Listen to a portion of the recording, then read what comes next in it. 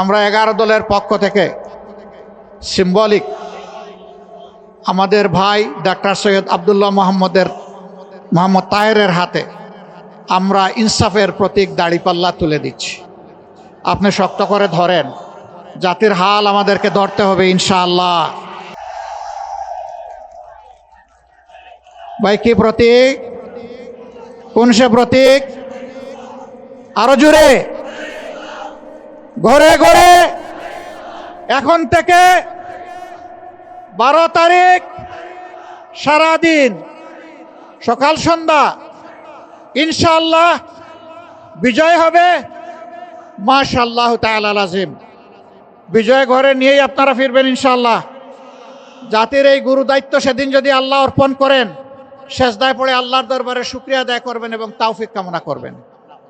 14 গ্রামবাসী আপনাদেরকে মোবারকবাদ। আমরা আপনাদের সাথে আছি। এখন বলবেন যদি আপনারা বিজয়ী হয়ে সরকার গঠন না করেন আমাদেরকে ছেড়ে দিবেন কিনা? না, চরম প্রতিকূল অবস্থায় বাংলাদেশ ছাড়ি নাই, মাটি কামড়ে পড়েছিলাম, আপনাদেরকে বুকে ধারণ করে পড়েছিলাম। পরিস্থিতি যাই হোক আল্লাহ তাআলা রেখেছিলেন, এখনো আল্লাহ রেখেছেন, ভবিষ্যতে ইনশাআল্লাহ আল্লাহ রাখবেন। এই দেশ ছেড়ে আমরা কোথাও যাব না। সৈয়দ আব্দুল্লাহ মোহাম্মদ তাহের যেমন ছিলেন তেমন থাকবেন।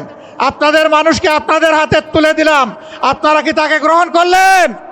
হৃদয়ের উষ্ণতা দিয়ে, কলিজার ভালোবাসা দিয়ে আপনারা কি গ্রহণ করলেন? মোবারকবাদ। আসসালামু আলাইকুম ওয়া রাহমাতুল্লাহ।